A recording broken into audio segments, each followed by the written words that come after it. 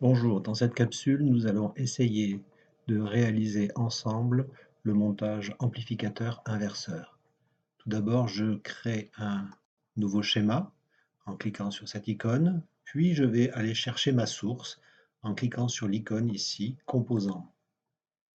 Je balaye à droite, je vais trouver un élément qui s'appelle voltage, qui est une source de tension, que je viens placer ici sur mon schéma.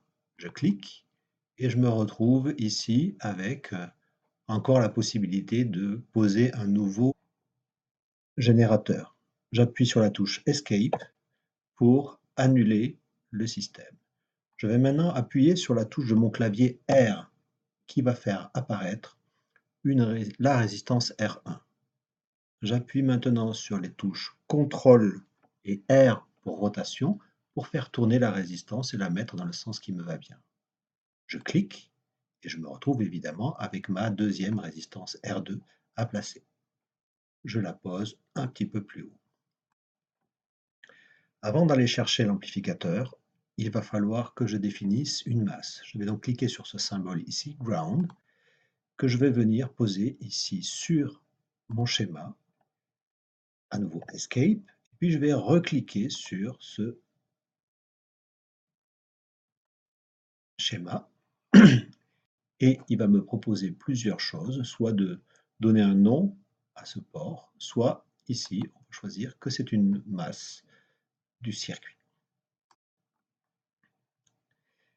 Bien, maintenant, il nous manque l'amplificateur. Nous allons aller le rechercher ici, dans Composants, et en regardant dans les menus ici, nous allons voir qu'il y a ici un répertoire qui s'appelle Op-Amps pour Operational Amplifiers.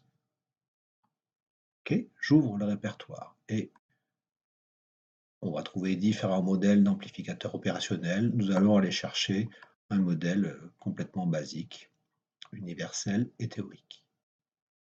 Ok, je le pose maintenant sur mon schéma. Bien, maintenant, nous allons relier tous ces éléments-là en prenant ici le symbole du petit crayon et nous allons cliquer ici sur le point de connexion, ici pour tourner à droite et ici pour connecter au final. Ensuite, je vais aller relier la masse.